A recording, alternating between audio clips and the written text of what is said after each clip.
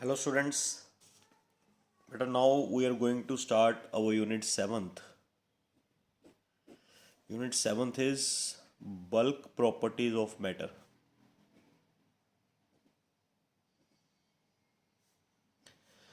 थोड़ा ਜਿਹਾ lengthy unit ਹੈ, ਕਈ ਚੈਪਟਰ ਹੈ ਇਸ ਯੂਨਿਟ ਦੇ ਵਿੱਚ।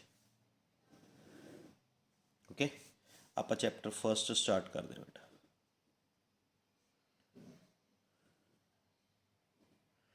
ਚੈਪਟਰ 1 ਆਪਣੇ ਕੋਲ ਹੈਗਾ ਇਲਾਸਟਿਸਿਟੀ।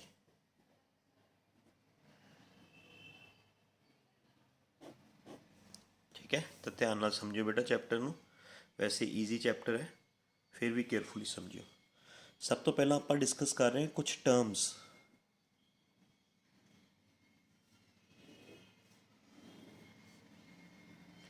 ਸਭ ਤੋਂ ਫਸਟ ਟਰਮ ਡਿਫਾਰਮਿੰਗ ਫੋਰਸ ਕਿਸ ਨੂੰ ਕਿਹਾ ਜਾਂਦਾ? ਡਿਫਾਰਮਿੰਗ ਫੋਰਸ ਕਿਸ ਫੋਰਸ ਨੂੰ ਕਹਿੰਦੇ ਆਪਾਂ? ਬੇਟਾ ਹਰ ਫੋਰਸ ਡਿਫਾਰਮਿੰਗ ਫੋਰਸ ਨਹੀਂ ਹੁੰਦੀ। ਉਹ ਫੋਰਸ ਜਿਹੜੀ ਕਿਸੇ ਬੋਡੀ ਦੀ ਕੌਨਫੀਗਰੇਸ਼ਨ ਚੇਂਜ ਕਰਦੇ, that force which changes configuration of body। ਕੌਨਫੀਗਰੇਸ਼ਨ ਦਾ ਮਤਲਬ ਬੋਡੀ ਦੀ ਲੈਂਥ ਚੇਂਜ ਕਰਦੇ, ਬੋਡੀ ਦਾ ਵੋਲੀਅਮ ਚੇਂਜ ਕਰਦੇ, ਬੋਡੀ ਦੀ ਸ਼ੇਪ ਚੇਂਜ ਕਰਦੇ, ਬੋਡੀ ਦਾ ਸਾਈਜ਼ ਚੇਂਜ ਕਰਦੇ, ਹੈ ਨਾ। ਚਾਹੇ ਲੈਂਥ ਚੇਂਜ ਕਰਦੇ, ਜਿਹੜੀ ਫੋਰਸ ਨਾਲ ਬੋਡੀ ਦੀ ਲੈਂਥ ਚੇਂਜ ਹੋ ਜੇ that force is known as deforming force. ਜਿਹੜੀ ਫੋਰਸ ਨਾਲ ਬੋਡੀ ਦਾ ਵੋਲੀਅਮ ਚੇਂਜ ਹੋ ਜੇ, ਜਾਂ ਬੋਡੀ ਦੀ ਸ਼ੇਪ ਚੇਂਜ ਹੋ ਜੇ, ਜਾਂ ਬੋਡੀ ਦਾ ਸਾਈਜ਼ ਚੇਂਜ ਹੋਵੇ, ਹੈ ਨਾ। ਤਾਂ ਸਾਰੀਆਂ ਚੀਜ਼ਾਂ ਇੱਕ ਟਰਮ 'ਚ ਆ ਗਈਆਂ, ਕੌਨਫੀਗਰੇਸ਼ਨ। that force which changes the configuration of body। ਅਗਰ ਫੋਰਸ ਲਗਾਉਣ ਨਾਲ ਕੌਨਫੀਗਰੇਸ਼ਨ ਚੇਂਜ ਨਹੀਂ ਹੋ ਰਹੀ, ਲੈਂਥ, ਵੋਲੀਅਮ, ਸ਼ੇਪ ਜਾਂ ਸਾਈਜ਼ 'ਚੋਂ ਕੋਈ ਵੀ ਚੀਜ਼ ਚੇਂਜ ਨਹੀਂ ਹੋ ਰਹੀ, ਤਾਂ ਫਿਰ ਤੁਸੀਂ ਉਸ ਫੋਰਸ ਨੂੰ ਡਿਫਾਰਮਿੰਗ ਫੋਰਸ ਨਹੀਂ ਬੋਲੋਗੇ। ਫੋਰ ਐਗਜ਼ਾਮਪਲ, ਜਦੋਂ ਤੁਸੀਂ ਦੀਵਾਰ 'ਤੇ ਫੋਰਸ ਲਗਾਉਂਦੇ ਹੋ, ਹੈ ਨਾ, ਦੀਵਾਰ 'ਤੇ ਵਾਲ 'ਤੇ ਫੋਰਸ ਲਗਾਉਂਦੇ ਹੋ, ਤਾਂ ਵਾਲ ਦੀ ਨਾ ਲੈਂਥ ਚੇਂਜ ਹੁੰਦੀ ਹੈ, ਨਾ ਸ਼ੇਪ ਚੇਂਜ ਹੁੰਦੀ ਹੈ, ਨਾ ਸਾਈਜ਼ ਚੇਂਜ ਹੁੰਦਾ, ਨਾ ਵੋਲੀਅਮ ਚੇਂਜ ਹੁੰਦਾ। ਤਾਂ ਤੁਹਾਡੀ ਉਹ ਫੋਰਸ ਜਿਹੜੀ ਤੁਸੀਂ ਵਾਲ 'ਤੇ ਲਗਾਈ, that is not a deforming force. Clear ਬੇਟਾ? ਕਲੀਅਰ ਬੇਟਾ? that force which changes the configuration of body। ਜਿਸ ਫੋਰਸ ਨਾਲ ਬੋਡੀ ਦੀ ਕੌਨਫੀਗਰੇਸ਼ਨ ਚੇਂਜ ਹੋ ਜੇ, ਜਾਂ ਲੈਂਥ ਚੇਂਜ ਹੋ ਜੇ, ਜਾਂ ਵੋਲੀਅਮ ਚੇਂਜ ਹੋ ਜੇ, ਜਾਂ ਸ਼ੇਪ ਚੇਂਜ ਹੋ ਜੇ, ਜਾਂ ਸਾਈਜ਼ ਚੇਂਜ ਹੋ ਜੇ, ਕੁਛ ਵੀ ਚੇਂਜ ਹੋ ਜੇ, that force is known as deforming force। second term is elasticity। it is the property of the body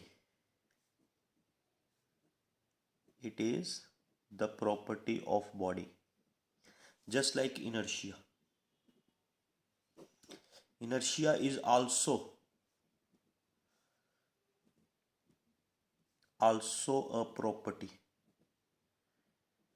of body। Inertia ਵੀ ਬੋਡੀ ਦੀ ਪ੍ਰੋਪਰਟੀ ਹੁੰਦੀ ਹੈ, ਬਟ ਇਨਰਸ਼ੀਆ ਬੋਡੀ ਦੀ ਕਿਸ ਪ੍ਰੋਪਰਟੀ ਨੂੰ ਕਹਿੰਦੇ ਆ ਬੇਟਾ? ਇਨਰਸ਼ੀਆ ਬੋਡੀ ਦੀ ਕਿਸ ਪ੍ਰੋਪਰਟੀ ਨੂੰ ਕਹਿੰਦੇ ਨੇ? ਜਿਸ ਪ੍ਰੋਪਰਟੀ ਕਾਰਨ ਬੋਡੀ ਆਪਣੀ ਸਟੇਟ ਨਹੀਂ ਚੇਂਜ ਕਰਦੀ। Body does not change its state by itself, ਹੈ ਨਾ। Body, it is also a property of body due to which body does not change its state by itself। body ਆਪਣੀ state ਆਪਣੇ ਆਪ ਨਹੀਂ ਬਦਲ ਸਕਦੀ। ਜੇ ਰੈਸਟ 'ਚ ਹੈ ਤਾਂ ਇਨਰਸ਼ੀਆ ਉਹਨੂੰ ਰੈਸਟ 'ਚ ਹੀ ਰੱਖੇਗਾ, ਜੇ ਮੋਸ਼ਨ 'ਚ ਹੈ ਤਾਂ ਇਨਰਸ਼ੀਆ ਉਸਨੂੰ ਮੋਸ਼ਨ 'ਚ ਹੀ ਰੱਖੇਗਾ, ਹੈ ਨਾ। ਤਾਂ ਜਿਸ ਪ੍ਰੋਪਰਟੀ ਕਾਰਨ ਬੋਡੀ ਆਪਣੀ ਸਟੇਟ ਨਾ ਬਦਲ ਸਕੇ, that property is known as inertia। Elasticity ਵੀ ਬੋਡੀ ਦੀ ਪ੍ਰੋਪਰਟੀ ਹੈ ਨਾ। ਇਹ ਉਹ ਪ੍ਰੋਪਰਟੀ ਹੈ ਜਿਸ ਪ੍ਰੋਪਰਟੀ ਕਾਰਨ ਬੋਡੀ ਵਾਪਿਸ ਆਪਣੀ ਓਰੀਜਨਲ ਕੌਨਫੀਗਰੇਸ਼ਨ 'ਚ ਆਏਗੀ। It is the property of body due to which body regain its original configuration. ਠੀਕ ਹੈ, ਮਤਲਬ ਜਦੋਂ ਤੁਸੀਂ ਕਿਸੇ ਬੋਡੀ 'ਤੇ ਡਿਫਾਰਮਿੰਗ ਫੋਰਸ ਲਗਾਓਗੇ ਇਹ ਤਾਂ ਹੁਣ ਇਨਰਸ਼ੀਆ ਦਾ ਛੱਡ ਦਿਓ ਬੇਟਾ ਵਿੱਚੋਂ, ਹੈ ਨਾ। ਜਦੋਂ ਤੁਸੀਂ ਕਿਸੇ ਬੋਡੀ 'ਤੇ ਡਿਫੋਰਮਿੰਗ ਫੋਰਸ ਲਗਾਓਗੇ, ਸਪੋਜ਼ ਕਰੋ ਤੁਸੀਂ ਬੋਡੀ 'ਤੇ ਡਿਫੋਰਮਿੰਗ ਫੋਰਸ ਲਗਾਈ, ਫੋਰਸ ਲਗਾਉਣ ਨਾਲ ਹੈ ਨਾ ਇਹਦੀ ਸ਼ੇਪ ਚੇਂਜ ਹੋ ਗਈ, ਬੋਡੀ ਡਿਫੋਰਮ ਹੋ ਗਈ, ਬੋਡੀ ਦੀ ਕੌਨਫੀਗਰੇਸ਼ਨ ਚੇਂਜ ਹੋ ਗਈ। ਓਕੇ, ਤੁਸੀਂ ਡਿਫੋਰਮਿੰਗ ਫੋਰਸ ਹਟਾ ਲਓ, ਡਿਫੋਰਮਿੰਗ ਫੋਰਸ ਹਟਾ ਲਓ, ਬੋਡੀ ਵਾਪਿਸ ਆਪਣੀ ਓਰੀਜਨਲ ਕੌਨਫੀਗਰੇਸ਼ਨ 'ਚ ਆ ਜਾਏਗੀ ਅਗਰ ਬੋਡੀ 'ਚ ਇਲਾਸਟਿਸਿਟੀ ਦੀ ਪ੍ਰੋਪਰਟੀ ਹੋਈ। After removing the deforming force, after removing the deforming force, body comes back to its original configuration due to property of elasticity. ਇਲਾਸਟਿਸਿਟੀ ਦੀ ਪ੍ਰੋਪਰਟੀ ਕਾਰਨ ਡਿਫੋਰਮਿੰਗ ਫੋਰਸ ਹਟਾਉਂਦੇ ਸਾਰ ਬੋਡੀ ਵਾਪਿਸ ਆਪਣੀ ਕਿਸ 'ਚ ਆ ਜਾਏਗੀ, ਓਰੀਜਨਲ ਕੌਨਫੀਗਰੇਸ਼ਨ 'ਚ।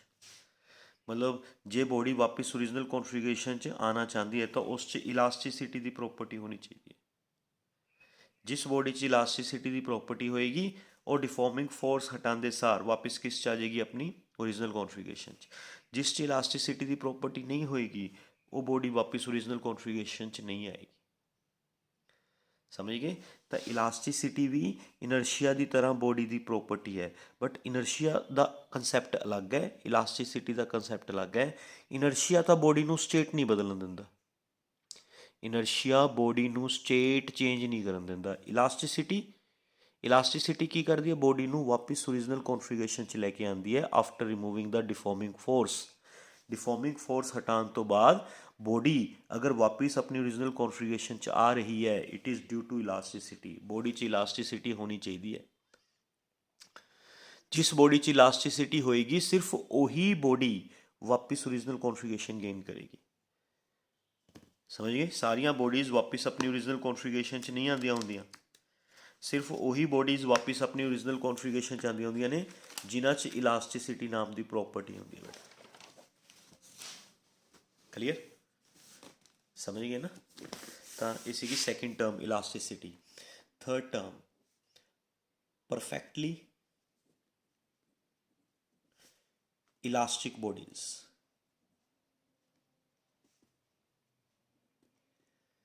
ਪਰਫੈਕਟਲੀ ਇਲਾਸਟਿਕ ਬੋਡੀਜ਼ ਐਵੇਂ ਨਾ ਸਮਝ ਲਿਓ ਹੁਣ ਉਹ ਬੋਡੀਜ਼ ਜਿਨ੍ਹਾਂ 'ਚ ਇਲਾਸਟਿਕ ਪੈਂਦੀ ਹੈ, ਲਾਈਕ ਲੋਅਰਸ ਹੈ ਨਾ, ਨਿੱਕਰਾਂ, ਕਿਤੇ ਸਮਝ ਲਓ ਵੀ ਉਹ ਬੋਡੀਜ਼ ਜਿਨ੍ਹਾਂ 'ਚ ਇਲਾਸਟਿਕ ਪੈਂਦੀ ਹੈ ਉਹ ਪਰਫੈਕਟਲੀ ਇਲਾਸਟਿਕ ਬੋਡੀਜ਼ ਹੁੰਦੀਆਂ ਨੇ। ਨਹੀਂ, ਜਿਹੜੀਆਂ ਬੋਡੀਜ਼ ਵਾਪਿਸ ਆਪਣੀ ਓਰੀਜਨਲ ਕੌਨਫੀਗਰੇਸ਼ਨ 'ਚ ਕੰਪਲੀਟਲੀ ਆ ਜਾਣ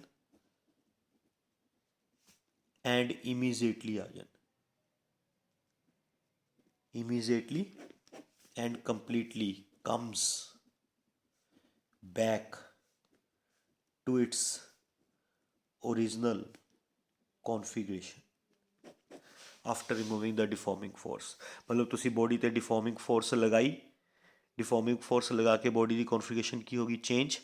ਤੁਸੀਂ ਬੋਡੀ ਤੋਂ ਡਿਫੋਰਮਿੰਗ ਫੋਰਸ ਹਟਾਈ, ਡਿਫੋਰਮਿੰਗ ਫੋਰਸ ਹਟਾਉਂਦੇ ਸਾਰ ਬੋਡੀ ਵਾਪਿਸ ਨਾਲ ਦੀ ਨਾਲ ਐਂਡ ਪੂਰੀ ਤਰ੍ਹਾਂ, ਕੰਪਲੀਟਲੀ ਮਤਲਬ ਪੂਰੀ ਤਰ੍ਹਾਂ, ਇਮੀਡੀਏਟਲੀ ਮਤਲਬ ਨਾਲ ਦੀ ਨਾਲ ਵਾਪਿਸ ਆਪਣੀ ਓਰੀਜਨਲ ਕੌਨਫੀਗਰੇਸ਼ਨ 'ਚ ਆ ਜਾਏਗੀ।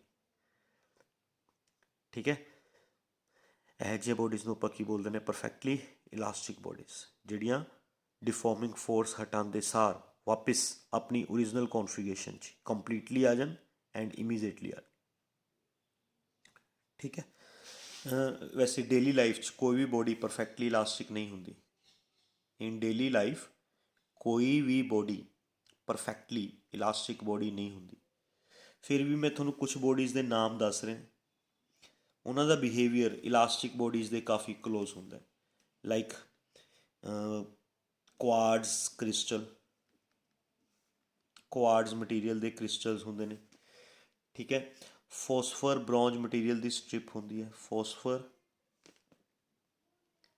Bronze strip. ਠੀਕ ਹੈ? ਇਹ ਕੁਛ ਐਗਜ਼ਾਮਪਲਸ ਨੇ। ਇਹਨਾਂ ਦਾ ਬਿਹੇਵੀਅਰ ਪਰਫੈਕਟਲੀ ਇਲਾਸਟਿਕ ਬੋਡੀਜ਼ ਦੇ ਕਾਫੀ ਕਲੋਜ਼ ਹੁੰਦਾ ਹੈ। ਮਤਲਬ ਜਦੋਂ ਤੁਸੀਂ ਫੋਰਸ ਲਗਾਓਗੇ ਇਹਨਾਂ ਦੀ ਕੌਨਫੀਗਰੇਸ਼ਨ ਚੇਂਜ ਹੋ ਜਾਏਗੀ, ਠੀਕ ਹੈ। ਜਦੋਂ ਤੁਸੀਂ ਫੋਰਸ ਹਟਾ ਲਓਗੇ ਇਹ ਵਾਪਿਸ ਆਪਣੀ ਓਰੀਜਨਲ ਕੌਨਫੀਗਰੇਸ਼ਨ 'ਚ ਪੂਰੀ ਤਰ੍ਹਾਂ ਆ ਜਾਣਗੇ ਅਤੇ ਨਾਲ ਦੀ ਨਾਲ ਆ ਜਾਣਗੇ। ਇਹਨਾਂ ਨੂੰ ਬੋਲਦੇ ਪਰਫੈਕਟਲੀ ਇਲਾਸਟਿਕ ਬੋਡੀਜ਼। ਠੀਕ ਹੈ। Fourth, perfectly plastic bodies.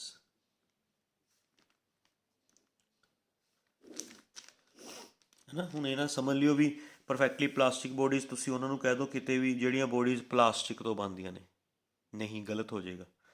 ਹੈ ਨਾ, ਪਰਫੈਕਟਲੀ ਪਲਾਸਟਿਕ ਬੋਡੀਜ਼ ਉਹਨਾਂ ਨੂੰ ਕਹਿੰਦੇ ਨੇ ਜਿਹੜੀਆਂ ਵਾਪਿਸ ਆਪਣੀ ਓਰੀਜਨਲ ਕੌਨਫੀਗਰੇਸ਼ਨ 'ਚ ਬਿਲਕੁਲ ਵੀ ਨਹੀਂ ਆਉਂਦੀਆਂ, which does not comes back to its original configuration. ਬਿਲਕੁਲ ਵੀ ਵਾਪਿਸ ਨਹੀਂ ਆਉਂਦੀਆਂ। ਤੁਸੀਂ ਡਿਫੋਰਮਿੰਗ ਫੋਰਸ ਲਗਾਓਗੇ, ਕੌਨਫੀਗਰੇਸ਼ਨ ਕੀ ਹੋ ਜਾਏਗੀ? ਚੇਂਜ। ਡਿਫੋਰਮਿੰਗ ਫੋਰਸ ਹਟਾਓਗੇ, ਕੌਨਫੀਗਰੇਸ਼ਨ ਉਹੀ ਬਣੀ ਰਹੇਗੀ, ਚੇਂਜ ਹੀ ਰਹੇਗੀ, ਵਾਪਿਸ ਆਉਣਗੀਆਂ ਹੀ ਨਹੀਂ। ਉਹਨਾਂ ਬੋਡੀਜ਼ ਨੂੰ ਬੋਲਦੇ ਨੇ ਪਰਫੈਕਟਲੀ ਪਲਾਸਟਿਕ ਬੋਡੀਜ਼। ਇਹਨਾਂ ਦੀਆਂ ਐਗਜ਼ਾਮਪਲਸ ਤਾਂ ਬਹੁਤ ਸਾਰੀਆਂ ਮਿਲ ਜਾਣਗੀਆਂ ਤੁਹਾਨੂੰ, ਲਾਈਕ ਵੈਕਸ, ਮੋਮ, ਵਾਲ ਪੁੱਟੀ, ਕਲੇ। ਕਲੀਅਰ? ਵੈਕਸ ਫੋਰਸ ਲਗਾਓ, ਕੌਨਫੀਗਰੇਸ਼ਨ ਚੇਂਜ ਹੋ ਜਾਏਗੀ, ਜਿਹੋ ਜੀ ਕੌਨਫੀਗਰੇਸ਼ਨ ਬਣ ਗਈ ਉਹ ਜਿਹੀ ਬਣੀ ਰਹੇਗੀ, ਵਾਪਿਸ ਆਪਣੀ ਓਰੀਜਨਲ ਕੌਨਫੀਗਰੇਸ਼ਨ 'ਚ ਨਹੀਂ ਆਉਂਦੀ। ਵਾਲ ਪੁੱਟੀ ਹੋ ਗਈ, ਕਲੇ ਹੋ ਗਈ। ਕਲੇ ਤਾਂ ਸਾਰੇ ਯੂਜ਼ ਕਰਦੇ ਹੋ ਤੁਸੀਂ, ਆਪਾਂ ਨੇ ਯੂਜ਼ ਕੀਤੀ ਹੋਏਗੀ, ਹੈ ਨਾ। ਕਲੇ ਜਿਹੋ ਜੀ ਮਰਜ਼ੀ ਫੋਰਸ ਲਗਾ ਕੇ ਉਹਦੀ ਸ਼ੇਪ ਬਣਾ ਦਿਓ, ਜਿਹੋ ਜੀ ਸ਼ੇਪ ਬਣਾ ਦੋਗੇ ਉਹੋ ਜਿਹੀ ਹੀ ਬਣੀ ਰਹੇਗੀ, ਵਾਪਿਸ ਆਪਣੀ ਓਰੀਜਨਲ ਕੌਨਫੀਗਰੇਸ਼ਨ 'ਚ ਨਹੀਂ ਆਉਂਦੀ। ਤਾਂ ਇਹੋ ਜਿਹੀਆਂ ਬੋਡੀਜ਼ ਜਿਹੜੀਆਂ ਵਾਪਿਸ ਆਪਣੀ ਓਰੀਜਨਲ ਕੌਨਫੀਗਰੇਸ਼ਨ 'ਚ ਨਾ ਆਉਣ ਉਹਨਾਂ ਨੂੰ ਬੋਲਦੇ ਨੇ ਪਰਫੈਕਟਲੀ ਪਲਾਸਟਿਕ ਬੋਡੀਜ਼। ਠੀਕ ਹੈ। Fifth term, elastic limit. Elastic limit, elastic limit ਹੁੰਦੇ ਨੇ ਇੱਕ ਬੋਡੀ ਮੈਕਸੀਮਮ ਕਿੰਨੀ ਡਿਫੋਰਮਿੰਗ ਫੋਰਸ ਟੋਲਰੇਟ ਕਰ ਸਕਦੀ ਹੈ, ਕਿੰਨੀ ਡਿਫੋਰਮਿੰਗ ਫੋਰਸ ਟੋਲਰੇਟ ਕਰ ਸਕਦੀ ਹੈ, that is known as elastic limit. ਇੱਕ ਬੋਡੀ ਮੈਕਸੀਮਮ ਕਿੰਨੀ ਡਿਫੋਰਮਿੰਗ ਫੋਰਸ ਟੋਲਰੇਟ ਕਰ ਸਕਦੀ ਹੈ, maximum deforming force tolerated by body is known as elastic limit। ਉਸ ਬੋਡੀ ਦੀ ਇਲਾਸਟਿਕ ਲਿਮਿਟ ਹੋਏਗੀ। ਤੁਸੀਂ ਇਲਾਸਟਿਕ ਲਿਮਿਟ ਤੋਂ ਪਹਿਲਾਂ ਇਲਾਸਟਿਕ ਲਿਮਿਟ ਤੋਂ ਪਹਿਲਾਂ ਡਿਫੋਰਮਿੰਗ ਫੋਰਸ ਲਗਾਓ, ਹੈ ਨਾ। ਡਿਫੋਰਮਿੰਗ ਫੋਰਸ ਲਗਾਓ, ਹਟਾਓਗੇ ਬੋਡੀ ਵਾਪਿਸ ਓਰੀਜਨਲ ਕੌਨਫੀਗਰੇਸ਼ਨ 'ਚ ਆ ਜਾਏਗੀ। ਹੋਰ ਲਗਾ ਲਓ, ਇਲਾਸਟਿਕ ਲਿਮਿਟ ਤੋਂ ਪਹਿਲਾਂ ਡਿਫੋਰਮਿੰਗ ਫੋਰਸ ਲਗਾਓਗੇ, ਹਟਾਓਗੇ ਬੋਡੀ ਵਾਪਿਸ ਓਰੀਜਨਲ ਕੌਨਫੀਗਰੇਸ਼ਨ 'ਚ ਆ ਜਾਏਗੀ। But if you cross the elastic limit ਫਿਰ ਬੋਡੀ ਵਾਪਿਸ ਆਪਣੀ ਓਰੀਜਨਲ ਕੌਨਫੀਗਰੇਸ਼ਨ 'ਚ ਨਹੀਂ ਆਏਗੀ। ਠੀਕ ਹੈ। ਮਤਲਬ ਜੇ ਤੁਸੀਂ ਕਿਸੇ ਵੀ ਬੋਡੀ 'ਤੇ ਡਿਫੋਰਮਿੰਗ ਫੋਰਸ ਲਗਾਓਗੇ, ਹੈ ਨਾ, ਇਲਾਸਟਿਕ ਲਿਮਿਟ ਤੋਂ ਪਹਿਲਾਂ ਡਿਫੋਰਮਿੰਗ ਫੋਰਸ ਹਟਾ ਲਈ, ਬੋਡੀ ਵਾਪਿਸ ਓਰੀਜਨਲ ਕੌਨਫੀਗਰੇਸ਼ਨ 'ਚ ਆ ਜਾਏ। ਹੋਰ ਵਧਾ ਦਿਓ ਡਿਫੋਰਮਿੰਗ ਫੋਰਸ। ਜੇ ਤੁਹਾਡੀ ਡਿਫੋਰਮਿੰਗ ਫੋਰਸ ਇਲਾਸਟਿਕ ਲਿਮਿਟ ਤੋਂ ਬਿਲੋ ਹੈ, ਫੋਰਸ ਹਟਾ ਲਓ, ਬੋਡੀ ਵਾਪਿਸ ਓਰੀਜਨਲ ਕੌਨਫੀਗਰੇਸ਼ਨ 'ਚ ਆ ਜਾਏਗੀ। But if your deforming force crosses the elastic limit, ਇੱਕ ਵਾਰੀ ਤੁਹਾਡੀ ਡਿਫੋਰਮਿੰਗ ਫੋਰਸ ਇਲਾਸਟਿਕ ਲਿਮਿਟ ਨੂੰ ਕ੍ਰੋਸ ਕਰ ਗਈ, ਫਿਰ ਬੋਡੀ ਵਾਪਿਸ ਓਰੀਜਨਲ ਕੌਨਫੀਗਰੇਸ਼ਨ 'ਚ ਨਹੀਂ ਆਏਗੀ। ਤਾਂ ਇਲਾਸਟਿਕ ਲਿਮਿਟ ਕਿਹਾ ਜਾਂਦਾ ਵੀ ਇੱਕ ਬੋਡੀ ਮੈਕਸੀਮਮ ਕਿੰਨੀ ਡਿਫੋਰਮਿੰਗ ਫੋਰਸ ਟੋਲਰੇਟ ਕਰ ਸਕਦੀ ਹੈ, that is known as its elastic limit. ਹਰ ਬੋਡੀ ਦੀ ਲਿਮਿਟ ਹੁੰਦੀ ਹੈ, ਕਿਸੇ ਦੀ ਘੱਟ ਹੁੰਦੀ ਹੈ, ਕਿਸੇ ਦੀ ਜ਼ਿਆਦਾ ਹੁੰਦੀ ਹੈ। ਕੋਈ ਜ਼ਿਆਦਾ ਡਿਫੋਰਮਿੰਗ ਫੋਰਸ ਟੋਲਰੇਟ ਕਰ ਸਕਦਾ, ਕੋਈ ਘੱਟ ਡਿਫੋਰਮਿੰਗ ਫੋਰਸ ਟੋਲਰੇਟ ਕਰ ਸਕਦਾ। ਤਾਂ ਡਿਫਰੈਂਟ ਬੋਡੀਜ਼ ਦੀ ਡਿਫਰੈਂਟ ਲਿਮਿਟ ਹੁੰਦੀ ਹੈ, known as its elastic limit. ਵੀ ਜਿੱਥੇ ਤੱਕ ਅਸੀਂ ਬੋਡੀ 'ਤੇ ਡਿਫੋਰਮਿੰਗ ਫੋਰਸ ਲਗਾ ਸਕਦੇ ਹਾਂ ਉੱਥੇ ਤੱਕ ਅਸੀਂ ਬੋਡੀ 'ਤੇ ਡਿਫੋਰਮਿੰਗ ਫੋਰਸ ਲਗਾਵਾਂਗੇ, ਹੈ ਨਾ। ਬੋਡੀ ਦੀ ਕੌਨਫੀਗਰੇਸ਼ਨ ਚੇਂਜ ਹੋ ਜਾਏਗੀ। ਡਿਫੋਰਮਿੰਗ ਫੋਰਸ ਹਟਾਵਾਂਗੇ, ਬੋਡੀ ਵਾਪਿਸ ਕਿਸ 'ਚ ਆ ਜਾਏਗੀ? ਆਪਣੀ ਓਰੀਜਨਲ ਕੌਨਫੀਗਰੇਸ਼ਨ 'ਚ। But once you cross the limit, ਇੱਕ ਵਾਰੀ ਜੇ ਤੁਸੀਂ ਲਿਮਿਟ ਕ੍ਰੋਸ ਕਰ ਗਏ, ਡਿਫੋਰਮਿੰਗ ਫੋਰਸ ਲਿਮਿਟ ਤੋਂ ਵਧਾਤੀ, ਫਿਰ ਬੋਡੀ ਵਾਪਿਸ ਓਰੀਜਨਲ ਕੌਨਫੀਗਰੇਸ਼ਨ 'ਚ ਨਹੀਂ ਆਏਗੀ। ਠੀਕ ਹੈ। ਸੋ ਦੀਜ਼ ਆਰ ਦਾ 5 ਟਰਮਸ ਜਿਹੜੀਆਂ ਅਸੀਂ ਬਾਰ ਚੈਪਟਰ 'ਚ ਯੂਜ਼ ਕਰਾਂਗੇ, ਹੈ ਨਾ। ਫਸਟ ਟਰਮ ਤੁਹਾਨੂੰ ਮੈਂ ਕੀ ਦੱਸੀ ਸੀ ਬੇਟਾ? ਡਿਫੋਰਮਿੰਗ ਫੋਰਸ। ਕੀ ਹੁੰਦੀ ਹੈ ਡਿਫੋਰਮਿੰਗ ਫੋਰਸ? ਦੱਸੋ। ਜਿਹੜੀ ਫੋਰਸ ਲਗਾਉਣ ਨਾਲ ਬੋਡੀ ਦੀ ਕੌਨਫੀਗਰੇਸ਼ਨ ਕੀ ਹੋ ਜੇ? ਚੇਂਜ। ਉਸ ਫੋਰਸ ਨੂੰ ਅਸੀਂ ਕੀ ਬੋਲ ਦਿੰਦੇ ਹਾਂ ਬੇਟਾ? ਡਿਫੋਰਮਿੰਗ ਫੋਰਸ। ਕੌਨਫੀਗਰੇਸ਼ਨ ਦਾ ਮਤਲਬ ਸਮਝ ਗਏ? May be length, may be volume, may be shape, may be size. Elasticity ਕਿਸ ਨੂੰ ਕਹਿੰਦੇ ਨੇ? ਇਲਾਸਟਿਸਿਟੀ ਇਨਰਸ਼ੀਆ ਦੀ ਤਰ੍ਹਾਂ ਬੋਡੀ ਦੀ ਪ੍ਰੋਪਰਟੀ ਹੈ, ਬਟ ਇਨਰਸ਼ੀਆ ਬੋਡੀ ਨੂੰ ਸਟੇਟ ਨਹੀਂ ਚੇਂਜ ਕਰਨ ਦਿੰਦਾ। ਇਲਾਸਟਿਸਿਟੀ ਹੈ ਨਾ, ਇਲਾਸਟਿਸਿਟੀ ਕਾਰਨ ਬੋਡੀ ਵਾਪਸ ਕਿਸ 'ਚ ਆਉਂਦੀ ਹੈ? ਆਪਣੀ ਓਰੀਜਨਲ ਕੌਨਫੀਗਰੇਸ਼ਨ 'ਚ। ਦੈਟ ਮੀਨਸ ਅਗਰ ਕਿਸੇ ਬੋਡੀ 'ਚ ਇਲਾਸਟਿਸਿਟੀ ਹੈ ਨਾ, ਤਾਂ ਫਿਰ ਉਹ ਡਿਫਾਰਮਿੰਗ ਫੋਰਸ ਹਟਾਉਣ ਤੋਂ ਬਾਅਦ ਵਾਪਸ ਓਰੀਜਨਲ ਕੌਨਫੀਗਰੇਸ਼ਨ 'ਚ ਆ ਸਕਦੀ ਹੈ। It is the property of body, ਇਹ ਬੋਡੀ ਦੀ ਪ੍ਰੋਪਰਟੀ ਹੈ ਜਿਸ ਪ੍ਰੋਪਰਟੀ ਕਾਰਨ ਬੋਡੀ ਵਾਪਸ ਆਪਣੀ ਓਰੀਜਨਲ ਕੌਨਫੀਗਰੇਸ਼ਨ ਗੇਨ ਕਰਦੀ ਹੈ ਨਾ। After removing the deforming force body comes back to its original configuration. अगर डिफॉर्मिंग फोर्स हटाओगे बॉडी वापस अपनी ओरिजिनल कॉन्फ़िगरेशन च आ रही है तो it is only due to the property of elasticity. Elasticity ही बॉडी ਨੂੰ वापस अपनी ओरिजिनल कॉन्फ़िगरेशन च लेके आती है ना। मतलब इलास्टिसिटी बॉडी च होनी चाहिए है। बॉडी ਨੂੰ वापस ओरिजिनल कॉन्फ़िगरेशन च आने वास्ते बॉडी च इलास्टिसिटी की प्रॉपर्टी होनी चाहिए है। समझ गए। परफेक्टली इलास्टिक बॉडीज़ किहड़ियां होईयां बेटा? परफेक्टली इलास्टिक बॉडीज़ जिन्हां बॉडीज़ ते डिफॉर्मिंग फोर्स लगाइए कॉन्फिगरेशन चेंज हो जाए, डिफॉर्मिंग फोर्स हटान ते वो बॉडीज़ वापस अपनी ओरिजिनल कॉन्फिगरेशन च इमीजिएटली आ जाए नाल दी नाल ते पूरी तरह वापस आ जाए। परफेक्टली प्लास्टिक बॉडीज़ जिहड़ियां बिल्कुल भी वापस ना आन। इलास्टिक लिमिट एक बॉडी किन्नी डिफॉर्मिंग फोर्स टॉलरेट कर सकती है ना। एक बॉडी मैक्सिमम किन्नी डिफॉर्मिंग फोर्स टॉलरेट कर सकती है, that is known as its limit, known as elastic limit. Now we move to another term, that term is stress.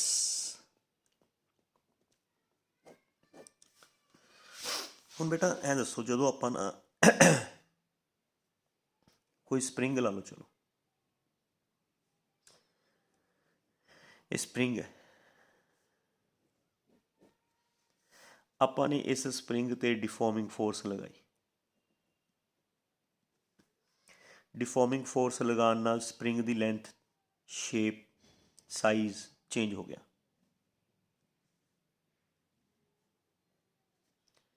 ਹੈ ਨਾ। ਲੈਂਥ ਚੇਂਜ ਹੋ ਗਈ, ਸ਼ੇਪ, ਸਾਈਜ਼ ਚੇਂਜ ਹੋ ਗਿਆ ਡਿਫਾਰਮਿੰਗ ਫੋਰਸ ਲਗਾਉਣ ਨਾਲ ਹੈ ਨਾ। ਸਪਰਿੰਗ ਨੂੰ ਅਸੀਂ ਡਿਫਾਰਮਿੰਗ ਫੋਰਸ ਲਗਾ ਕੇ ਸਟ੍ਰੈਚ ਕਰਤਾ, ਉਰੇ ਤੱਕ ਲਿਆ ਕੇ ਇਹਨੂੰ ਛੱਡ ਦਿਓ। ਜਦੋਂ ਤੁਸੀਂ ਇਹਨੂੰ ਛੱਡੋਗੇ ਇਹ ਸਪਰਿੰਗ ਵਾਪਿਸ ਆਪਣੀ ਓਰੀਜਨਲ ਕੌਨਫੀਗਰੇਸ਼ਨ 'ਚ ਆਏਗਾ। ਇਹਨੂੰ ਵਾਪਿਸ ਓਰੀਜਨਲ ਕੌਨਫੀਗਰੇਸ਼ਨ 'ਚ ਕਿਹੜੀ ਫੋਰਸ ਲੈ ਕੇ ਆਏਗੀ ਦੱਸੋ ਮੈਨੂੰ? ਥੋੜ੍ਹਾ ਸੋਚੋ ਬੇਟਾ, ਇਹ ਤੁਸੀਂ ਪਹਿਲਾਂ ਪੜ੍ਹਿਆ ਹੋਇਆ ਇਹ ਕੰਸੈਪਟ। ਆਪਣੇ ਕੋਲ ਇੱਕ ਸਪਰਿੰਗ ਹੈ, ਮੈਂ that's why spring the example pick ਕੀਤੀ ਹੈ। ਆਪਣੇ ਕੋਲ ਇੱਕ ਸਪਰਿੰਗ ਹੈ, ਇਹ ਸਪਰਿੰਗ ਦੀ ਹੋ ਗਈ ਮੇਨ ਪੋਜੀਸ਼ਨ। ਆਪਾਂ ਨੇ ਸਪਰਿੰਗ 'ਤੇ ਕੀ ਲਗਾਈ? ਡਿਫਾਰਮਿੰਗ ਫੋਰਸ। ਡਿਫਾਰਮਿੰਗ ਫੋਰਸ ਲਗਾ ਕੇ ਉਹਨੂੰ ਸਟ੍ਰੈਚ ਕਰਤਾ, ਇੱਥੇ ਤੱਕ ਸਟ੍ਰੈਚ ਕਰਤਾ। ਸਪਰਿੰਗ ਦੀ ਲੈਂਥ ਚੇਂਜ ਹੋ ਗਈ, ਸ਼ੇਪ, ਸਾਈਜ਼ ਚੇਂਜ ਹੋ ਗਿਆ, ਮਤਲਬ ਸਪਰਿੰਗ ਦੀ ਕੌਨਫੀਗਰੇਸ਼ਨ ਚੇਂਜ ਹੋ ਗਈ। ਹੁਣ ਜਦੋਂ ਤੁਸੀਂ ਇਹਨੂੰ ਛੱਡਦੇ ਹੋ, ਸਪਰਿੰਗ ਨੂੰ ਉੱਥੋਂ ਛੱਡੋਗੇ, ਇਹ ਵਾਪਿਸ ਆਪਣੀ ਓਰੀਜਨਲ ਕੌਨਫੀਗਰੇਸ਼ਨ 'ਚ ਆਏਗਾ। ਇਹਨੂੰ ਵਾਪਿਸ ਟੂਵਰਡਸ ਮੇਨ ਪੋਜੀਸ਼ਨ ਕੌਣ ਲੈ ਕੇ ਆਏਗਾ ਬੇਟਾ? Restoring force. याद है?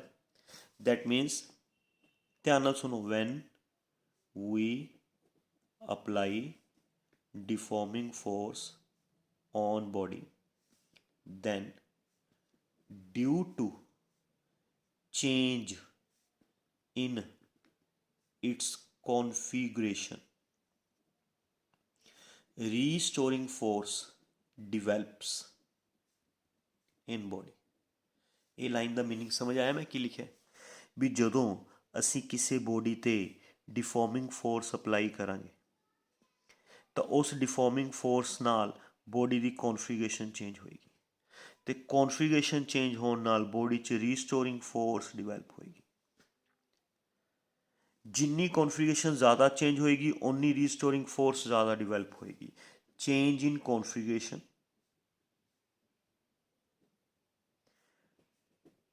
ਰੀਸਟੋਰਿੰਗ ਫੋਰਸ ਦੇ ਡਾਇਰੈਕਟਲੀ ਪ੍ਰਪੋਰਸ਼ਨਲ।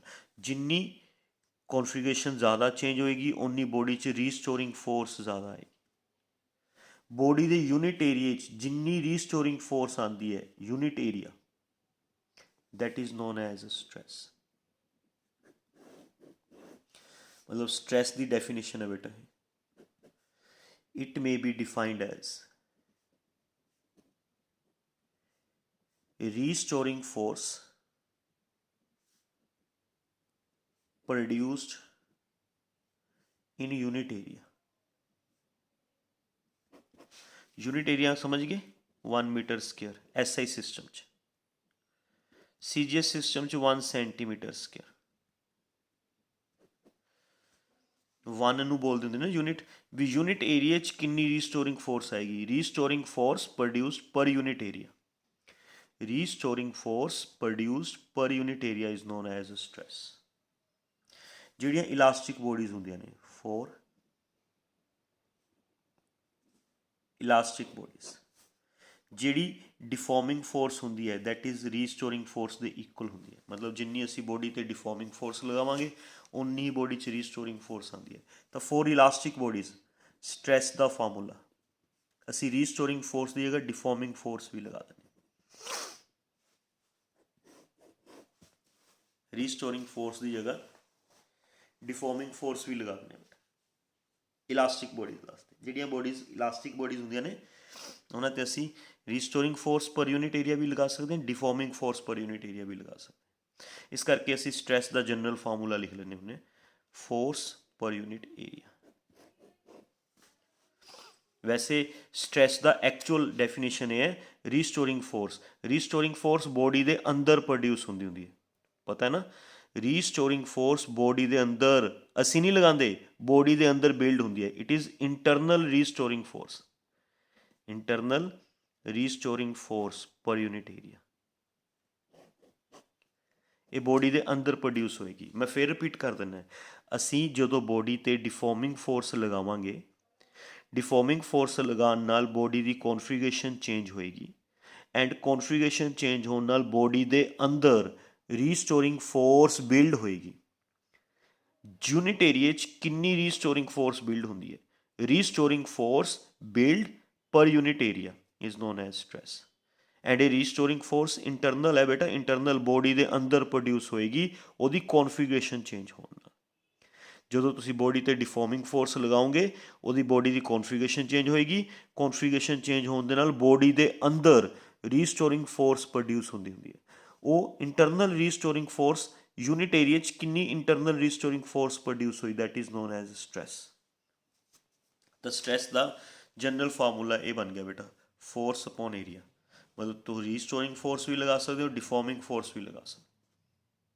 ठीक है, ये यूनिट्स की बननगे बेटा, यूनिट्स SI सिस्टम स्ट्रैस दे फोर्स के होंगे ने न्यूटन, एरिया के होंगे ने मीटर स्क्वेयर, न्यूटन पर मीटर स्क्वेयर, इनू पास्कल भी कहते हैं।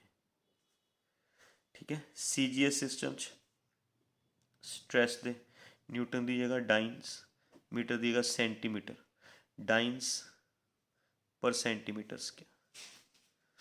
तो ये यूनिट्स होंगे ने बेटा स्ट्रैस के। डिमेंशनल फार्मूला स्ट्रैस का, स्ट्रैस का फोर्स का डिमेंशनल फार्मूला की होंगे MLT-2। पता है ना थोनों, एरिए का L2 तो कंबाइन करके ये आ जाएगा M, L की पावर 1 है, ये L की पावर 2 है, एक L नाल एक L कट्टे जाएगा, L की पावर 1 बच गया, ऊपर जाके बन जाएगा L की पावर -1, L की पावर -1, T की power -2। This is the dimensional formula of stress.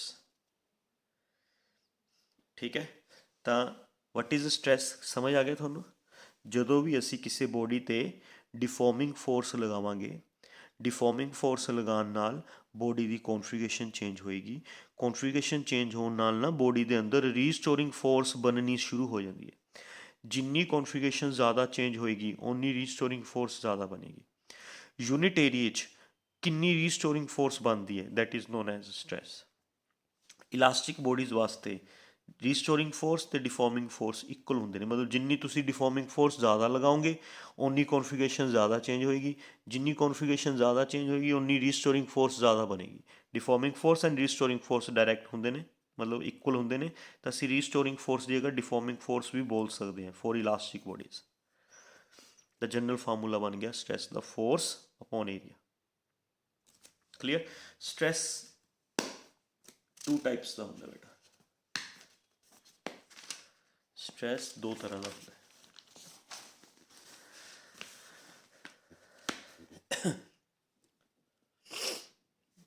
stress is of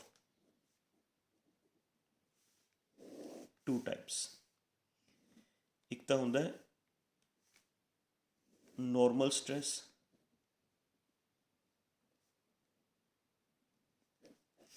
ਇੱਕ ਹੁੰਦਾ tangential stress.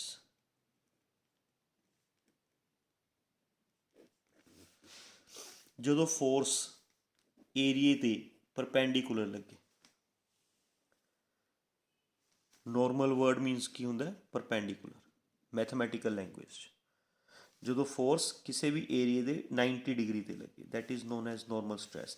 ਐਂਡ ਜਦੋਂ ਫੋਰਸ ਐਂਡ ਏਰੀਆ ਇੱਕ ਦੂਜੇ ਦੇ ਟੈਂਜੈਂਟ ਹੋਣ, ਟੈਂਜੈਂਟ ਦੇ ਅਲੋਂਗ ਲੱਗੇ, ਟੈਂਜੈਂਸ਼ੀਅਲ ਸਟ੍ਰੈਸ। ਸਮਝ ਗਏ? ਮਤਲਬ ਜਦੋਂ ਜਿਵੇਂ ਸਪੋਜ਼ ਕਰੋ this is force, this is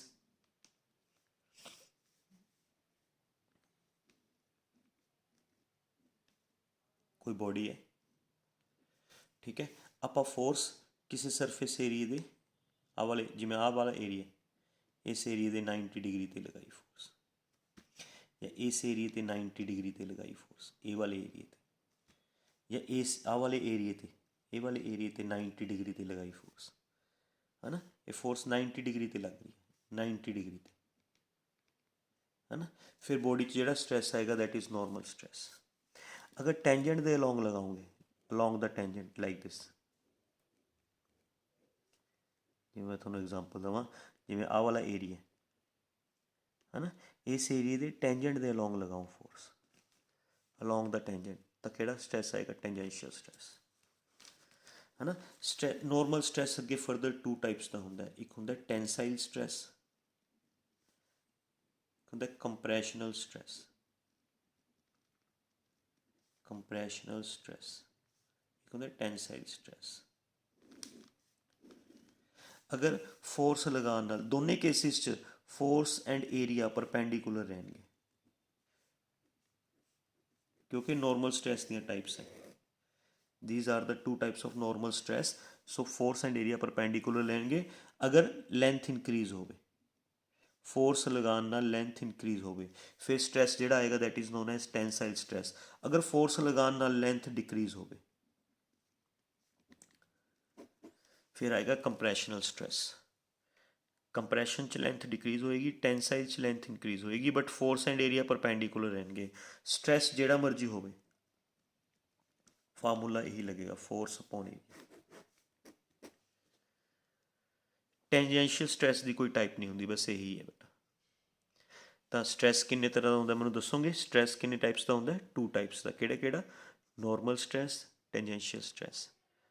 ਅਗਰ ਫੋਰਸ ਏਰੀਏ ਤੋਂ ਨੋਰਮਲ ਲੱਗੇ, 90 ਡਿਗਰੀ ਤੇ ਲੱਗੇ, ਤਾਂ ਕਿਹੜਾ ਸਟ੍ਰੈਸ ਆਏਗਾ? Normal stress. ਅਗਰ ਫੋਰਸ ਏਰੀਏ ਦੇ ਟੈਂਜੈਂਟ ਦੇ ਅਲੋਂਗ ਲੱਗੇ, ਅਲੋਂਗ ਦਾ ਟੈਂਜੈਂਟ, ਟੈਂਜੈਂਟ ਇਸੇ ਨੂੰ ਕਹਿੰਦੇ ਹੁੰਦੇ ਨਾ ਜਿਹੜੀ ਸਰਫੇਸ ਨੂੰ ਟੱਚ ਕਰਕੇ ਜਾਵੇ, ਜੇ ਫੋਰਸ ਏਰੀਏ ਦੇ ਟੈਂਜੈਂਟ ਦੇ ਅਲੋਂਗ ਲੱਗੇਗੀ ਤਾਂ ਟੈਂਜੈਂਸ਼ੀਅਲ ਸਟ੍ਰੈਸ ਆਏਗਾ, ਹੈ ਨਾ। ਫੋਰਸ ਏਰੀਏ ਤੋਂ ਪਰਪੈਂਡੀਕੂਲਰ ਹੈ, ਫੋਰਸ ਏਰੀਏ ਤੋਂ ਪਰਪੈਂਡੀਕੂਲਰ ਹੈ ਅਤੇ ਫੋਰਸ ਲਗਾਉਣ ਨਾਲ ਲੈਂਥ ਇਨਕਰੀਜ਼ ਹੋਈ ਹੈ, ਤਾਂ ਉਸ ਸਟ੍ਰੈਸ ਨੂੰ ਬੋਲੋਗੇ ਟੈਂਸਾਈਲ ਸਟ੍ਰੈਸ। ਜੇ ਲੈਂਥ ਡਿਕਰੀਜ਼ ਹੋਈ ਹੈ ਫਿਰ ਉਸ ਸਟ੍ਰੈਸ ਨੂੰ ਬੋਲੋਗੇ ਕੰਪਰੈਸ਼ਨਲ ਸਟ੍ਰੈਸ। ਸਟ੍ਰੈਸ ਕੋਈ ਮਰਜ਼ੀ ਹੋਵੇ, ਚਾਹੇ ਨੋਰਮਲ ਸਟ੍ਰੈਸ ਹੋਵੇ, ਚਾਹੇ ਟੈਂਸਾਈਲ ਹੋਵੇ, ਚਾਹੇ ਕੰਪਰੈਸ਼ਨਲ ਹੋਵੇ, ਚਾਹੇ ਟੈਂਜੈਂਸ਼ੀਅਲ ਸਟ੍ਰੈਸ ਹੋਵੇ, ਹੈ ਨਾ। ਸਟ੍ਰੈਸ ਜਿਹੜਾ ਮਰਜ਼ੀ ਹੋਵੇ, ਉਹਦਾ ਫਾਰਮੂਲਾ ਇਹੀ ਹੈ, ਫੋਰਸ ਅਪੋਨ ਏਰੀਆ। ਕਲੀਅਰ ਬੇਟਾ? ਕੋਈ ਕਨਫਿਊਜ਼ਨ? ਪੱਕਾ ਸਮਝ ਆ ਗਿਆ ਵੀ ਸਟ੍ਰੈਸ ਕੀ ਹੁੰਦਾ? ਸਟ੍ਰੈਸ ਹੁੰਦਾ ਵੀ ਜਦੋਂ ਅਸੀਂ ਕਿਸੇ ਬੋਡੀ 'ਤੇ ਡਿਫੋਰਮਿੰਗ ਫੋਰਸ ਲਗਾਉਂਦੇ ਹਾਂ, ਜਦੋਂ ਅਸੀਂ ਕਿਸੇ ਬੋਡੀ 'ਤੇ ਡਿਫੋਰਮਿੰਗ ਫੋਰਸ ਲਗਾਉਂਦੇ ਹਾਂ, ਫੋਰਸ ਲਗਾਉਣ ਨਾਲ ਬੋਡੀ ਦੀ ਕੌਨਫੀਗਰੇਸ਼ਨ ਚੇਂਜ ਹੁੰਦੀ ਹੈ, ਕੌਨਫੀਗਰੇਸ਼ਨ ਚੇਂਜ ਹੋਣ ਨਾਲ ਬੋਡੀ ਦੇ ਅੰਦਰ ਇੱਕ ਫੋਰਸ ਬਿਲਡਅਪ ਹੁੰਦੀ ਹੈ, ਫੋਰਸ ਬਣਦੀ ਹੈ, ਡਿਵੈਲਪ ਹੁੰਦੀ ਹੈ ਨਾ। ਬੋਡੀ ਦੇ ਯੂਨਿਟ ਏਰੀਏ 'ਚ ਕਿੰਨੀ ਰੀਸਟੋਰਿੰਗ ਫੋਰਸ ਡਿਵੈਲਪ ਹੋਏਗੀ, ਉਸ ਨੂੰ ਅਸੀਂ ਬੋਲਦੇ ਹਾਂ ਸਟ੍ਰੈਸ, ਠੀਕ ਹੈ। ਇਲਾਸਟਿਕ ਬੋਡੀਜ਼ ਵਾਸਤੇ ਅਸੀਂ ਰੀਸਟੋਰਿੰਗ ਫੋਰਸ ਦੀ ਜਗ੍ਹਾ ਡਿਫੋਰਮਿੰਗ ਫੋਰਸ ਵੀ ਅਪਲਾਈ ਕਰ ਸਕਦੇ ਹਾਂ। ਉਹਦੇ ਯੂਨਿਟਸ, ਉਹਦੇ ਡਾਇਮੈਂਸ਼ਨਲ ਫਾਰਮੂਲਾਜ਼ ਹੋ ਗਏ। ਫਿਰ ਸਟ੍ਰੈਸ ਦੀਆਂ ਟਾਈਪਸ ਹੋ ਗਈਆਂ, ਠੀਕ ਹੈ। ਹੁਣ ਆਪਾਂ ਨੈਕਸਟ ਟਰਮ ਡਿਸਕਸ ਕਰ ਰਹੇ ਹਾਂ, ਸਟ੍ਰੇਨ। ਸਟ੍ਰੇਨ, ਸਟ੍ਰੇਨ, ਸਟ੍ਰੇਨ ਬਾਰੇ ਆਪਾਂ ਡਿਸਕਸ ਕਰਦੇ ਹਾਂ ਬੇਟਾ। ਦੇਖੋ, ਜਦੋਂ ਅਸੀਂ ਕਿਸੇ ਬੋਡੀ 'ਤੇ ਡਿਫੋਰਮਿੰਗ ਫੋਰਸ ਲਗਾਵਾਂਗੇ, when we apply deforming force on body, ਉਹਦੀ ਕੌਨਫੀਗਰੇਸ਼ਨ ਚੇਂਜ ਹੋਏਗੀ, then there is change in its configuration, है ना। बॉडी की कॉन्फ़िगरेशन चेंज होएगी, बदलेगी, है ना। तो बेटा बॉडी की किन्नी कॉन्फ़िगरेशन चेंज हुई, किन्नी कॉन्फ़िगरेशन चेंज हुई अपॉन ਉਹਦੀ ओरिजिनल कॉन्फ़िगरेशन की सी, दोनों की रेशो ले लो, that is known as strain. Check करो स्ट्रेन का चेंज इन कॉन्फ़िगरेशन नाल डायरैक्ट रिलेशन है, जिन्नी कॉन्फ़िगरेशन ज़्यादा चेंज होएगी उन्ना बॉडी च स्ट्रेन ज़्यादा आएगा, जो कॉन्फ़िगरेशन घट चेंज होएगी घट आएगा। तो स्ट्रेन की डेफिनेशन है, strain may be defined as the ratio of change in configuration to original configuration, change in configuration to original configuration. अच्छा, ऊपर भी कॉन्फ़िगरेशन, नीचे भी कॉन्फ़िगरेशन, मतलब जो ऊपर भी लेंथ है तो नीचे भी लेंथ, लेंथ ना लेंथ कैंसल, इस करके strain is a unitless quantity, it is a unitless dimensionless, unitless quantity है, डिमेंशनलैस क्वांटिटी है, ना ये कोई यूनिट्स होंगे ने बेटा, ना ये कोई डिमेंशनल फार्मूला होंगे स्ट्रेन का, it is a unitless as well as dimensionless quantity. तो बेटा समझ आ गया थोड़ा स्ट्रेन बारे भी, जो असी किसी भी बॉडी पर डिफॉर्मिंग फोर्स लगावांगे बॉडी की कॉन्फ़िगरेशन चेंज होएगी, है ना।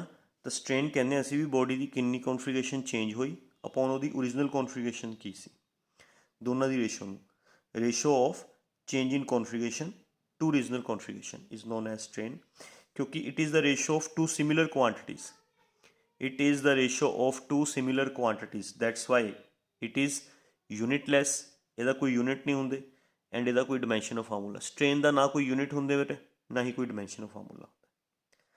क्लीयर। स्ट्रेन दियां टाइप्स, स्ट्रेन 3 टाइप्स का होंगे, स्ट्रेन इज ऑफ 3 टाइप्स।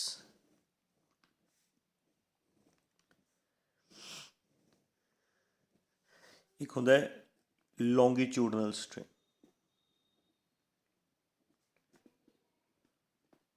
एक होंगे वॉल्यूमेट्रिक स्ट्रेन, एक होंगे शेयरिंग स्ट्रेन,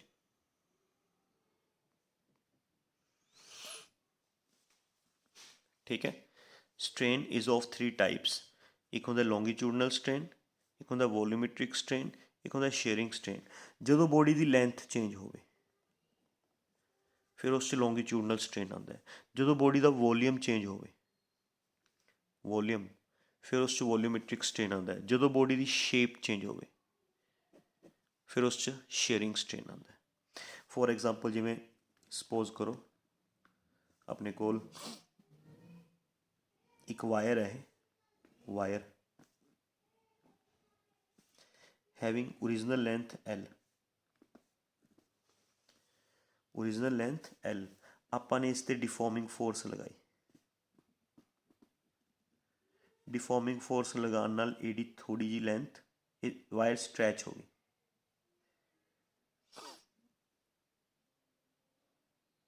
इन्नी लेंथ चेंज हो गई, है ना। तो डिफॉर्मिंग फोर्स लगाने नाल बॉडी की लेंथ चेंज हो फिर बॉडी च लॉन्गिट्यूडनल स्ट्रेन आएगा। लॉन्गिट्यूडनल स्ट्रेन की definition ratio of change in length upon original length, definition तो यही रहेगी, change in configuration upon original configuration. बस कॉन्फ़िगरेशन केड़ी चेंज हुई है बेटा, लेंथ, तो डेफिनेशन बन जाएगी change in length upon original length, change in length upon original length. Longitudinal strain plus च भी हो सकता है, माइनस च, प्लस च उदों होएगा जो लेंथ इनक्रीज होएगी, इनक्रीज इन लेंथ प्लस च लेना है, डिक्रीज इन लेंथ माइनस च लेना है, समझ गए। तो this is the formula of longitudinal strain. Longitudinal strain की डेफिनेशन की बनी, longitudinal strain may be defined as the ratio of change in length upon original length, समझ गए। ओके, जो बॉडी का वॉल्यूम चेंज हो, वॉल्यूम है ना, सपोज करो अपने को एक बॉल है, यदा ओरिजिनल वॉल्यूम V है, आपाने चारे पासों इस ते फोर्स लगाई, फोर्स लगाई, फोर्स लगाने नाल कंप्रैस हो गई, ਇਹਦਾ वॉल्यूम घट गया।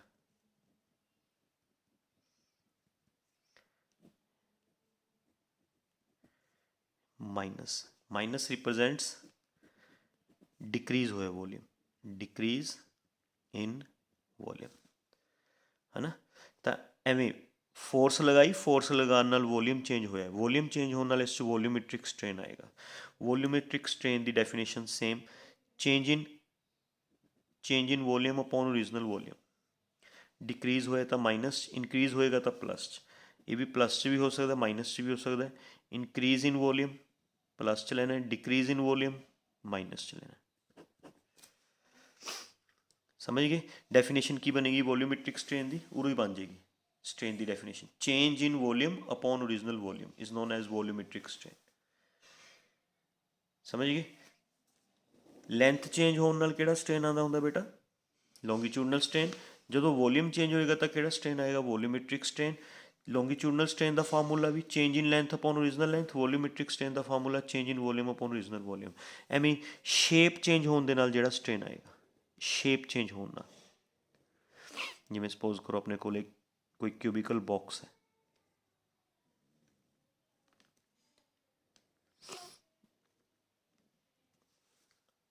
ठीक है।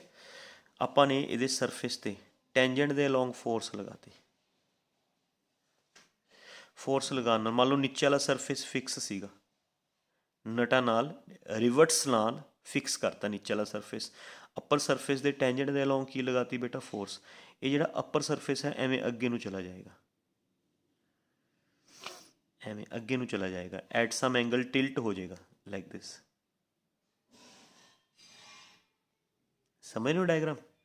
मतलब पहला तो सरफेस आ सी जिहड़ा बोल्ड लाइन नाल लगाया होया, उस ते आपां ने की लगाती, फोर्स। फोर्स लगाने नाल अपर सरफेस अगे नूं टेढ़ा हो गया, टिल्ट हो गया। जिन्ना एंगल टिल्ट होया बेटा, जिन्ना एंगल टिल्ट होया, ये एंगल मेजर कर लो, that angle is known as shearing strain. इसनूं शेयरिंग स्ट्रेन कहते हैं। समझ गए। मतलब शेयरिंग स्ट्रेन बॉडी च उदों आंदा जदों बॉडी की शेप चेंज होंदी है।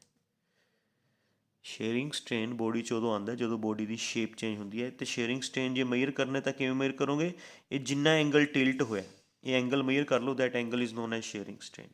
शेयरिंग स्ट्रेन इत्थों भी मेजर होंदा, देखो बेटा। Suppose this is length of the cube, या कह लो दिस इज नीचे वाला सरफेस फिक्सड है, उपरले सरफेस नूं असीं बोलांगे डिस्प्लेस्ड सरफेस, डिस्प्लेस्ड सरफेस। सो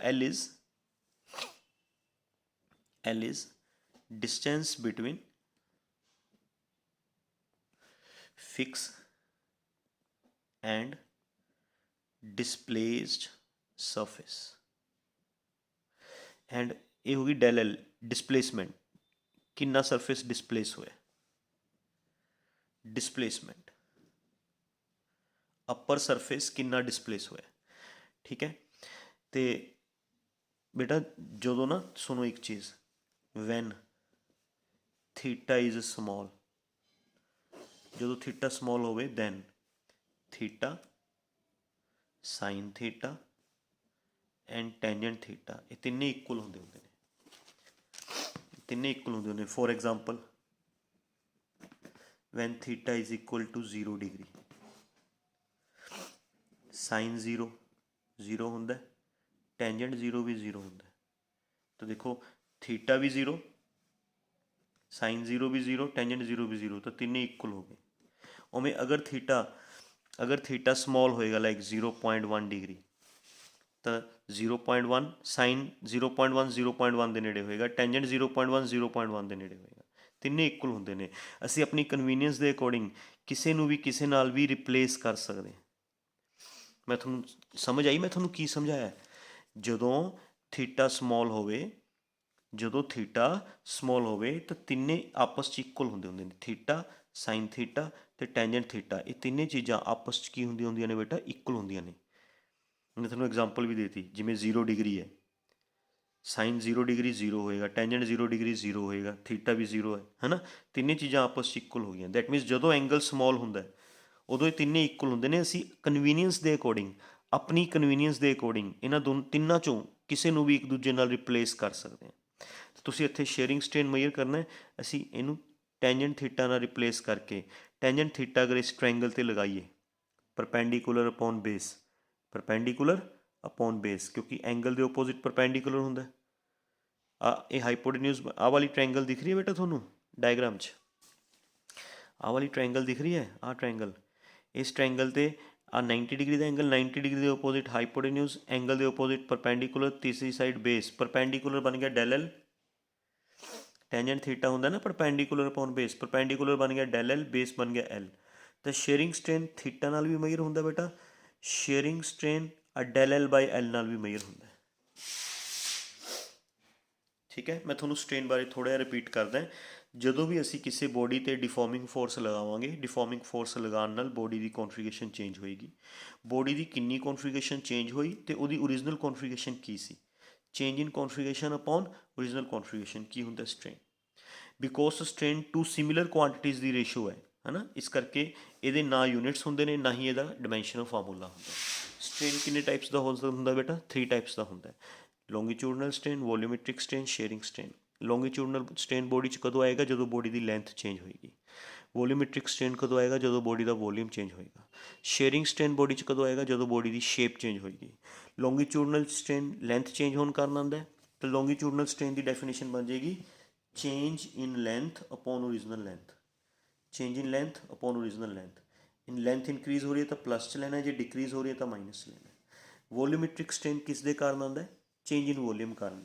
ਤਾਂ ਵੋਲੀਓਮੈਟ੍ਰਿਕ ਸਟ੍ਰੇਨ ਦੀ ਡੈਫੀਨੇਸ਼ਨ ਬਣ ਜਾਏਗੀ change in volume upon original volume, change in volume upon original volume is known as volumetric strain. Decrease ਹੋਇਆ ਤਾਂ ਮਾਈਨਸ 'ਚ ਲੈਣਾ, ਇਨਕਰੀਜ਼ ਹੁੰਦਾ ਵੋਲੀਅਮ ਤਾਂ ਪਲੱਸ 'ਚ ਲੈਂਦੇ। Increase is taken in plus and decrease is taken in minus. Shape change ਹੋਣ ਨਾਲ ਜਿਹੜਾ ਸਟ੍ਰੇਨ ਆਏਗਾ that is known as sharing strain. ਇਸ ਨੂੰ ਕੀ ਬੋਲਦੇ ਆ? Sharing strain. ਤਾਂ ਇਸ ਕਰਕੇ ਇਸ ਨੂੰ ਆਪਾਂ ਐਵੇਂ ਨਹੀਂ ਮੇਜਰ ਕਰ ਸਕਦੇ change in shape upon original shape, ਹੈ ਨਾ। ਸ਼ੇਪ ਥੋੜ੍ਹੀ ਮੇਜਰ ਹੁੰਦੀ ਹੈ ਬੇਟਾ, ਤਾਂ ਆਪਾਂ ਉਹਨੂੰ ਐਵੇਂ ਨਹੀਂ ਲਿਖ ਸਕਦੇ change in shape upon origin, ਜਿਵੇਂ ਲੌਂਗੀਟਿਊਡਨਲ ਸਟ੍ਰੇਨ ਨੂੰ ਲਿਖਿਆ change in length upon original length, volumetric strain ਨੂੰ ਲਿਖਿਆ change in volume upon original volume. ਇਹਨੂੰ ਨਹੀਂ ਲਿਖ ਸਕਦੇ change in shape upon original shape, ਨਹੀਂ ਲਿਖ ਸਕਦੇ ਕਿਉਂਕਿ ਅਸੀਂ ਸ਼ੇਪ ਮੇਜਰ ਨਹੀਂ ਕਰ ਸਕਦੇ। ਤਾਂ ਇਸ ਕਰਕੇ ਅਗਰ ਤੁਸੀਂ ਸ਼ੇਅਰਿੰਗ ਸਟ੍ਰੇਨ ਮੇਜਰ ਕਰਨਾ ਹੈ ਤਾਂ ਬੇਟਾ ਉਹਦਾ ਅਪਰ ਫੇਸ ਨੀਚੇ ਵਾਲੇ ਸਰਫੇਸ ਨਾਲੋਂ ਕਿੰਨਾ ਐਂਗਲ ਟਿਲਟ ਹੋ ਗਿਆ, ਉਹ ਐਂਗਲ ਮੇਜਰ ਕਰ ਲਓ, that angle is known as sharing strain. ਜਾਂ ਡੈਲ ਐਲ ਬਾਈ ਐਲ, ਡੈਲ ਐਲ ਹੋ ਗਈ ਬੇਟਾ डिस्प्लेसमेंट भी, अपर सरफेस कितना डिस्प्लेस हो गया, एल हो गया, L distance between displace surface and fix surface.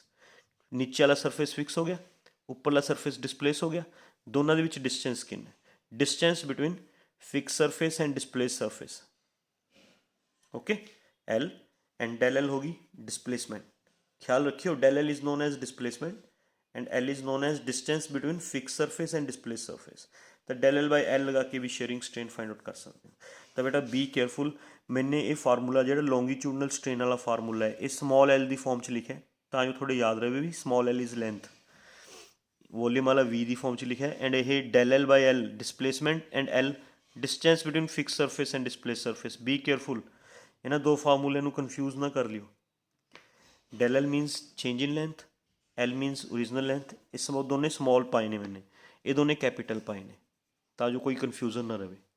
ਠੀਕ ਹੈ, ਤਾਂ ਇਹ ਸਟ੍ਰੇਨ ਦੀਆਂ 3 ਟਾਈਪਸ ਹੈ ਬੇਟਾ, ਕਿਉਂਕਿ ਸਟ੍ਰੇਨ ਦੇ ਕੋਈ ਯੂਨਿਟਸ ਨਹੀਂ ਹੁੰਦੇ, ਸਟ੍ਰੇਨ ਦੇ ਨਾ ਕੋਈ ਯੂਨਿਟ ਹੁੰਦਾ ਨਾ ਹੀ ਕੋਈ ਡਿਮੈਂਸ਼ਨਲ ਫਾਰਮੂਲਾ ਹੁੰਦਾ, ਇਸ ਕਰਕੇ ਇਹਨਾਂ ਤਿੰਨਾਂ ਦੇ ਵੀ ਕੋਈ ਯੂਨਿਟਸ ਤੇ ਕੋਈ ਡਿਮੈਂਸ਼ਨਲ ਫਾਰਮੂਲਾ ਨਹੀਂ ਹੁੰਦਾ, ਨਾ ਲੌਂਗੀਟਿਊਡਨਲ ਸਟ੍ਰੇਨ ਦਾ, ਨਾ ਵੋਲੀਓਮੈਟ੍ਰਿਕ ਸਟ੍ਰੇਨ ਦਾ, ਨਾ ਸ਼ੇਅਰਿੰਗ ਸਟ੍ਰੇਨ ਦਾ, ਨਾ ਹੀ ਇਹਨਾਂ ਦੇ ਕੋਈ ਯੂਨਿਟਸ ਹੁੰਦੇ ਨੇ।